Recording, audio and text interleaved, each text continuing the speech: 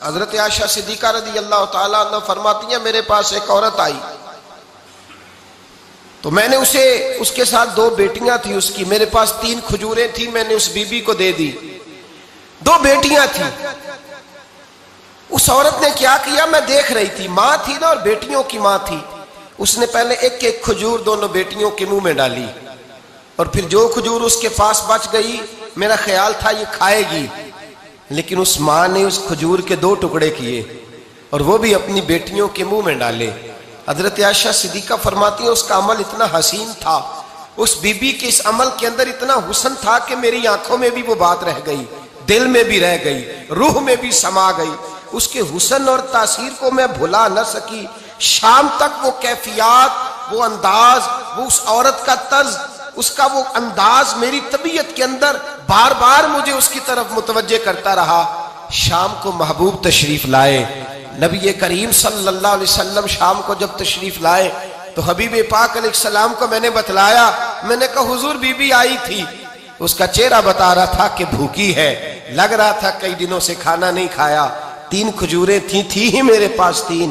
2 بیٹیوں کو دے دی، وہ کھا سکتی تھی، لیکن یا رسول اللہ صلی اللہ علیہ وسلم اس نے کھائی نہیں، وہ بھی کھجور 2 ٹکڑے کر کے بیٹیوں میں بانٹ دی ہے۔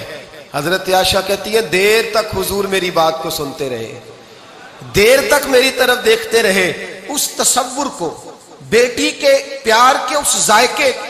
دیر تک محبوب محسوس کرتے رہے، اور پھر فرمایا عائشہ جو دنیا میں بیٹیوں کی وجہ سے آزمایا جائے گا، جب قیامت کا دن آئے گا تو رب اس سے حساب نہیں لے گا، بے حساب ہی جنت میں داخل فرما دے گا۔ اللہ پھر اس سے حساب نہیں لے گا جو بیٹی کے سبب سے آزمایا جائے۔ یعنی حضور نے باپ کو کہا کہ بیٹی کو مصیبت نہ سمجھنا، اگر کبھی اس کے میکے سے جھگڑے کا پیغام بھی آ جائے، اگر کبھی دوبارہ تجھے اس کی طرف پلٹ کر جانا بھی پڑے، میرے نبی پاک صلی اللہ علیہ وسلم سے کسی صحابی نے کہا تھا یا رسول اللہ بہترین صدقہ کون سا ہے؟ حضور بہترین صدقہ کون سا ہے؟ وہ میرا مال جو اللہ کے راستے میں خیرات کروں تو رب مجھے زیادہ اجر عطا کرے، وہ کون سا ہے؟ تو میرے نبی پاک نے فرمایا اگر تیری بیٹی واپس لوٹ آئی طلاق کی وجہ سے یا بیوہ ہو کر واپس آ گئی اور تجھے اس لوٹنے والی بیٹی پر کچھ خرچ کرنا پڑا